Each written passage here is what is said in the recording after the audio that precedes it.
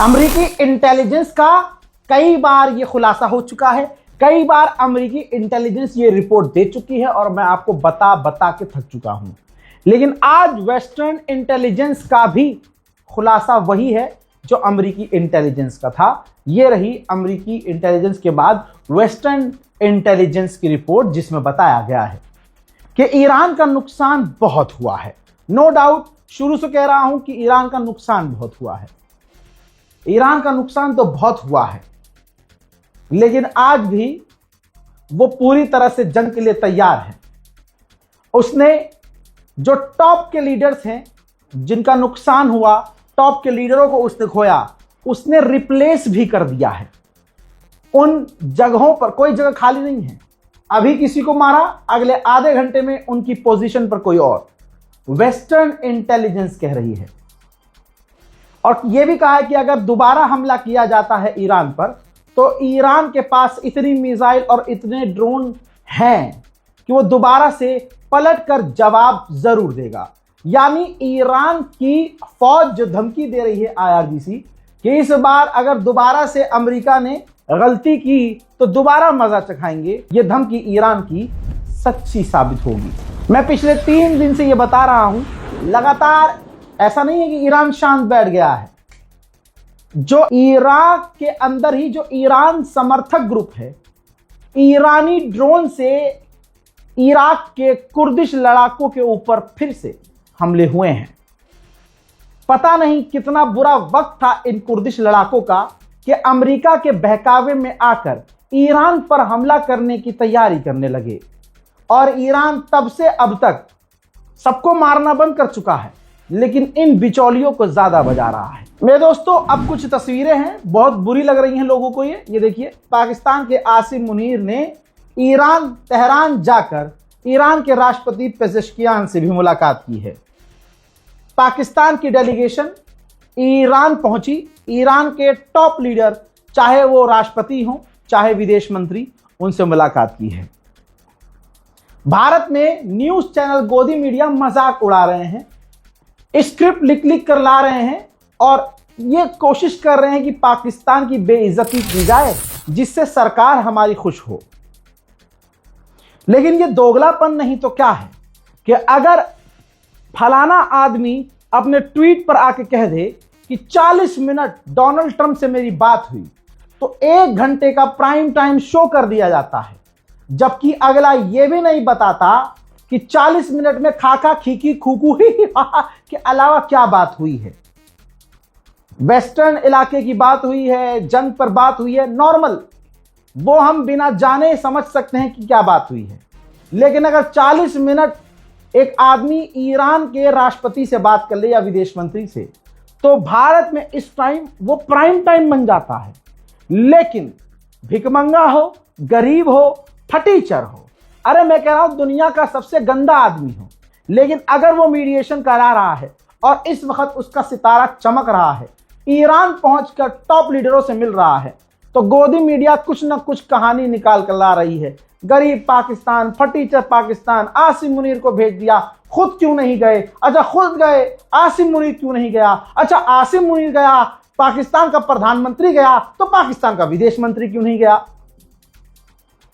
पाकिस्तान की तो आलोचना मैं भी करता हूं, लेकिन यह तब होता है जब गोदी मीडिया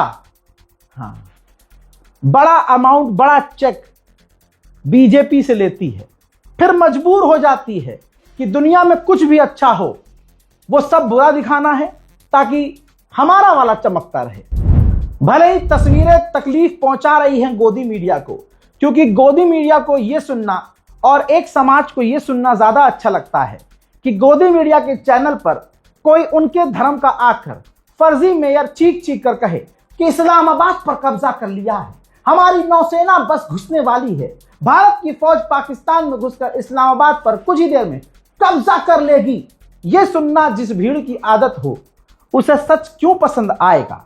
मैं खुद उतना ही भारतीय हूं जितना कोई हिंदू या अंधभक्त हो सकता है, बल्कि मुसलमान इस देश का ज्यादा भारतीय है, क्योंकि हमारे पास चॉइस थी कि पाकिस्तान जाओ या भारत, लेकिन हमने भारत में रहने का चुनाव किया।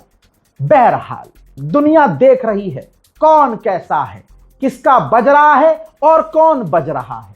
दोस्तों, ईरान के ऑफिशियल ने बताया है कि जो पाकिस्तान की डेलीगेशन आई थी, ये अमेरिका का मैसेज लेकर आई थी और अमेरिकियों ने हमसे कहा है कि हमने जो स्ट्रेट ऑफ हॉर्मुज में बैरिकेडिंग की है या जो हमारी नौसेना है वो ईरान के लिए खतरा नहीं है।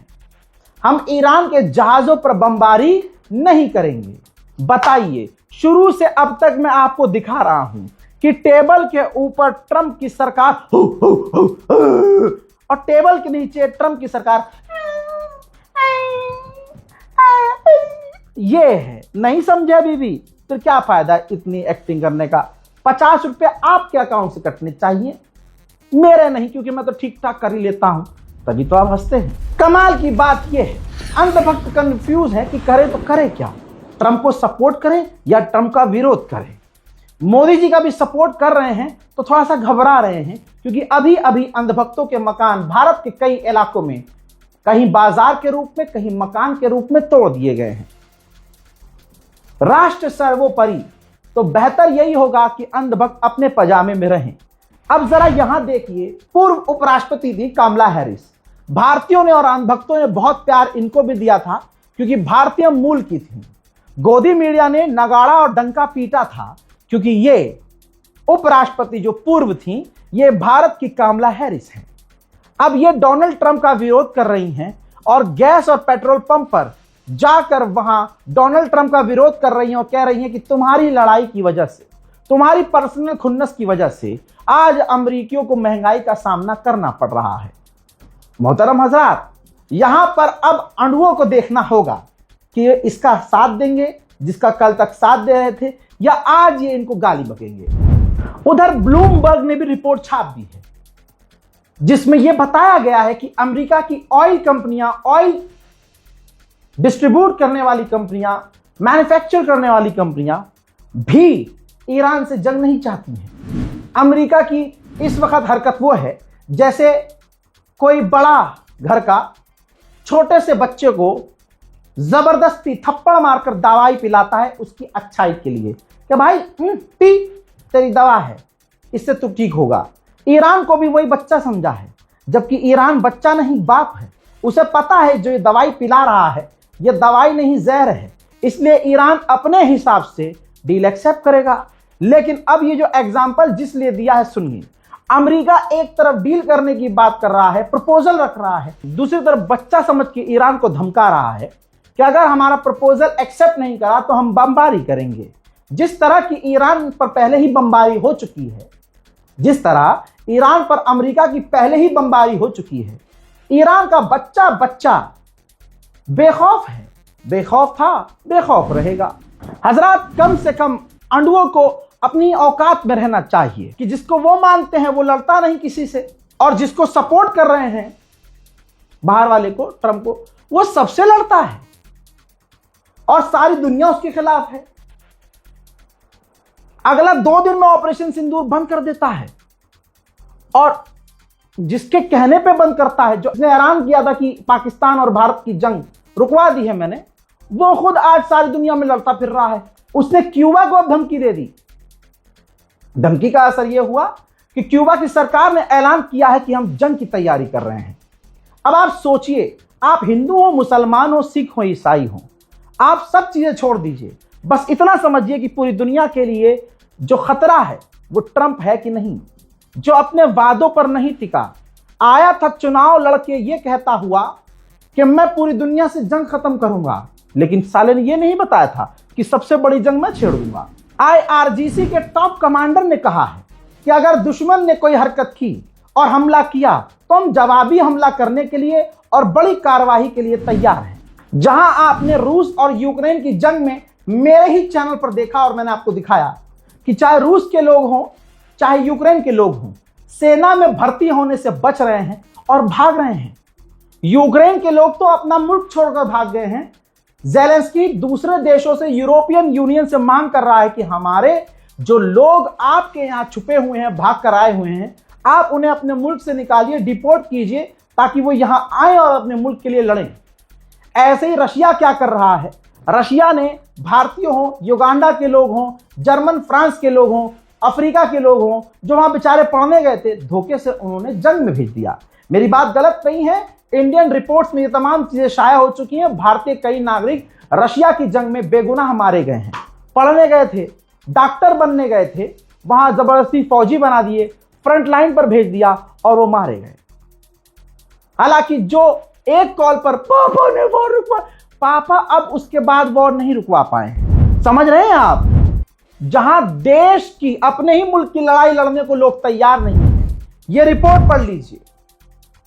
ईरान के 26 मिलियन लोग सिग्नेचर कर चुके हैं कि वो अपने वतन के लिए फौज के साथ मिलकर दुश्मन से लड़ने को तैयार हैं। 26 मिलियन लोग, ईरानी 26 मिलियन लोग लड़ने को तैयार हैं। इसे कहते हैं शेर दिल। बाकी जो भगोड़े हैं उनका सारा कच्चा चिट्ठा आपके सामने है। न्यूयॉर्क टाइम्स, अमेरिका के अखबार ने खुद लिखा है कि जंग में देखा गया है कि डोनाल्ड ट्रंप के पास जितनी पावर है, जो पावर है, उसको वो कंट्रोल नहीं कर पा रहा है। कई अखबार ये बोल रहे हैं और एक्सपर्ट ये कह रहे हैं कि बेलगाम घोड़ा है डोनाल्ड ट्रंप। हजरात, इटली ने भी, जो प्रधानमंत्री मोदी का नाम मेलोनी से जोड़ देते हैं, तो मैं बताऊं अंधभक्तों, तुम्हारी ना बनने वाली अम्मा मेलोनी की गवर्नमेंट ने अमेरिका के जहाजों को अपना एयर स्पेस नहीं दिया।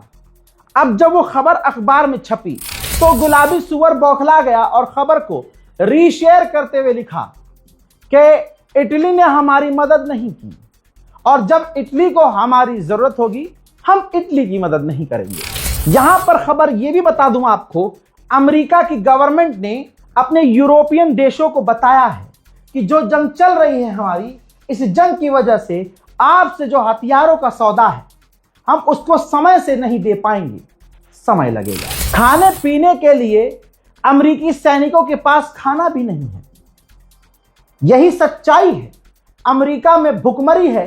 यह तो बात अलग है कि भारत में जूम करके दिखाया जाता है और वो तस्वीरें दुनिया के तमाम बड़े अखबारों में छप जाती है, लेकिन अमेरिका की भुखमरी, अमेरिका की गरीबी मीडिया नहीं दिखा पाती है। अरे हमारी गली का नेता किसी भी लोकल अखबार पर दबाव डालकर या पैसे खिलाकर पूरा कंट्रोल करवा सकता है, तो वो तो अमेरिका है।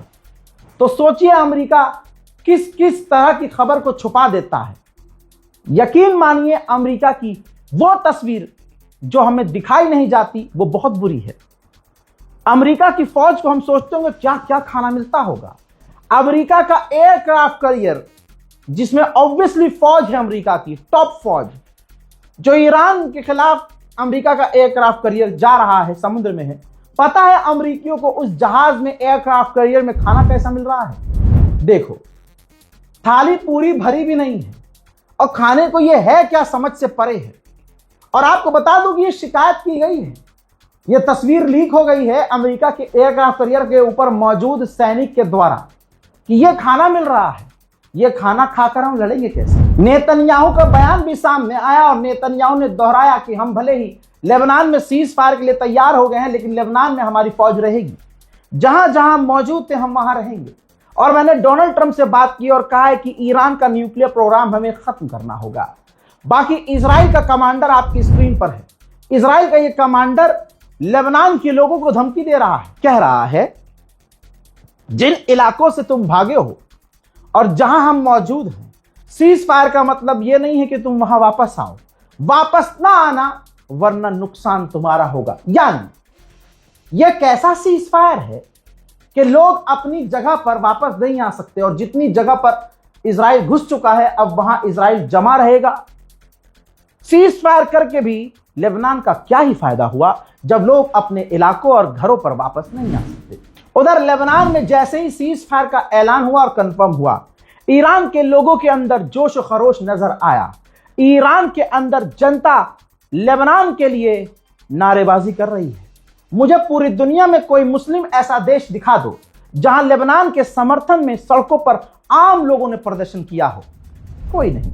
चाहे 9 दिन का सीज फायर हो या 10 दिन का सीज फायर, लेबनान में जीत तो ईरान की हुई है कि यही शर्त पहली थी ईरान की कि भैया पहले सीज फायर करो, फिर आगे की बात होगी। अब सीज फायर हो गया है, वीकेंड में हो सकता है आमने सामने अमेरिका और ईरान की मुलाकात हो।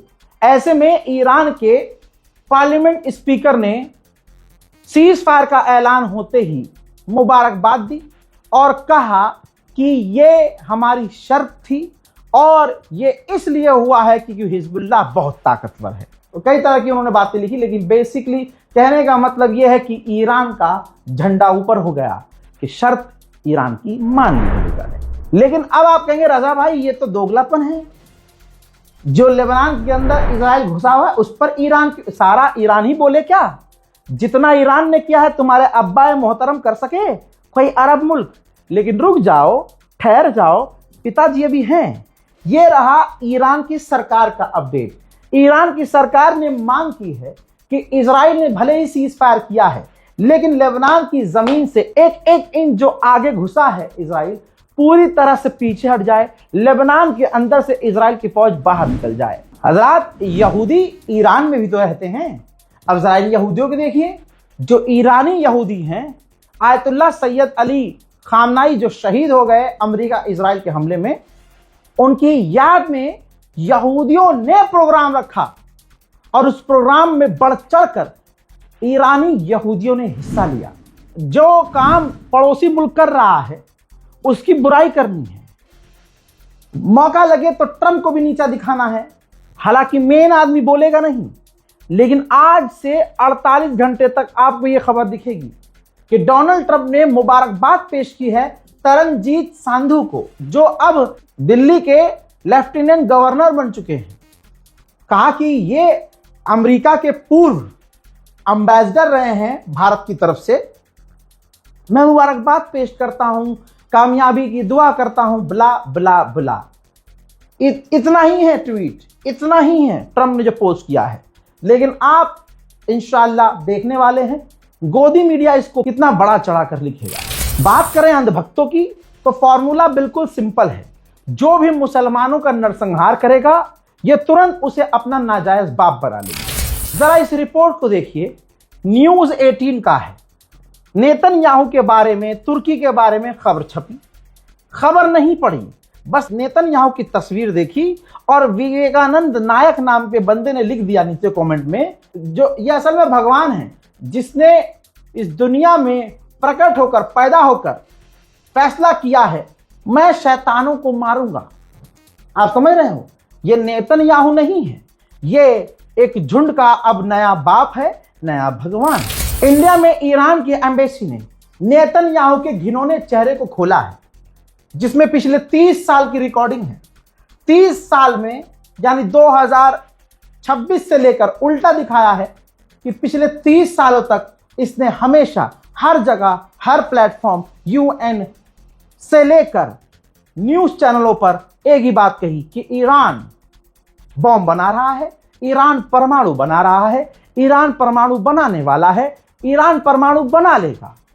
30 साल की video clip Iran embassy India ने पोस्ट करके दिखा दिया है कि किस तरह से फेक न्यूज और डर का माहौल बनाकर इसने आज पूरी दुनिया को डराया है। और आज भी ईरान के पास परमाणु नहीं है। भारत के अंदर एक्स बंद हो जाना चाहिए, ट्विटर बंद हो जाना चाहिए। इतनी मेहनत से चुनाव प्रचार हो रहा है, हमारे माननीय योगी जी इतना बढ़िया बढ़िया सच बोल रहे हैं और वो एक्स कम्युनिटी नोट लगा दे रहा है और इतना घोर लैंग्वेज का इस्तेमाल कर रहा है। मैं इसकी कड़ी आलोचना करता हूं।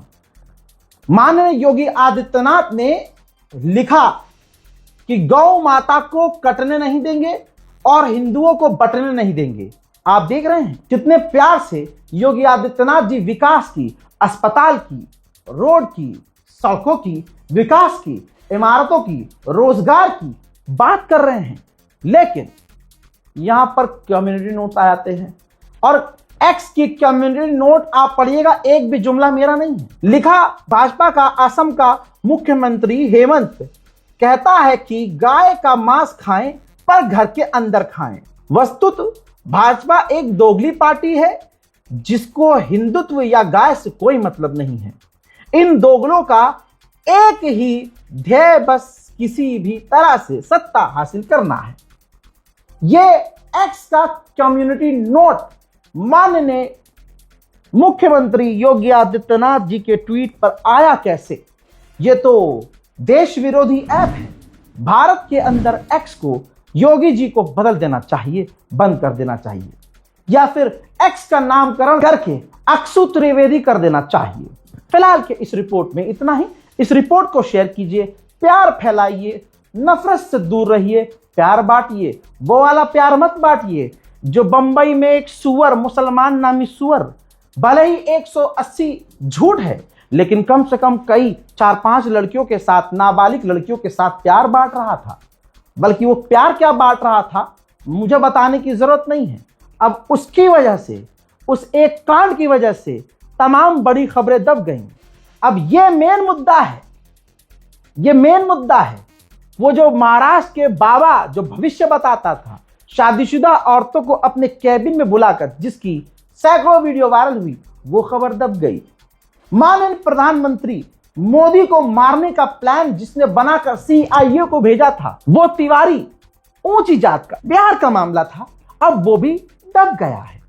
इससे पहले अभी इसी हफ्ते में 2 हिंदू अलग अलग व्यक्ति गिरफ्तार हुए जो पाकिस्तान के साथ संबंध में थे और पाकिस्तान को जानकारियां दे रहे थे। दिल्ली से एक और खबर आई थी कि CCTV कैमरा एक ग्रुप लगा रहा था जिसको चलाने के लिए वायर की, बिजली की जरूरत नहीं थी, और पाकिस्तान उसको रिमोटली हैंडल करता और एक्सेस ले लेता।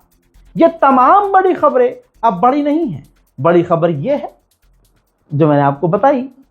बहरहाल, ऐसा प्यार मत बांटना, ना ऐसा प्यार लेने की कोशिश करना। इस रिपोर्ट को शेयर करो, अपनी दुआओं में मुझे याद रखो, और अगर मन करे तो चैनल को सब्सक्राइब करो। जय हिंद।